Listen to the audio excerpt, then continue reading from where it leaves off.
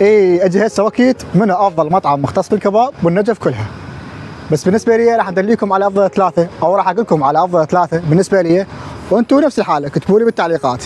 واقصد بيها بالسنه اللي فاتت اللي هي 2023. اما هسه راح ابدي لكم الثالث مطعم اللي هو مطعم ابن هندول. باختصار يا عزيزي، 1 على 1، ما بي ولا غلطه، الخدمه ممتازه والاكل كلش طيب، وسعر النص 6000 دينار. اما الثاني هو مطعم فؤاد السلاوي. شخصيا اكثر مطعم بالنجف اكل يمه كباب هو مطعم فؤاد السلاوي، واذا تردون تجربون الكباب عنده على اصوله انصحكم تمرون عليه الصبح. يا اخي تحفه من كل المقاييس. هسه مو معناها باقي الاوقات مو زين، بس الصبح الكباب عنده غير شكل، وسعر النص 6000 دينار. اما افضل مطعم هاي السنه، واقصد بيه سنه 2023 وبدون منازع، هو مطعم حسن رحم. يا اخي نكهه جديده، بالتالي تجربه الكباب راح تكون مختلفه من كل المقاييس. اصلا هذا المطعم بس اهل النجف يعرفوه، لان ماكو عليه تركيز مقارنه بالباقيين اللي لهم مكانتهم. ما تعبكم، بس لازم تمرون عليه وتجربون الكباب بنفسكم.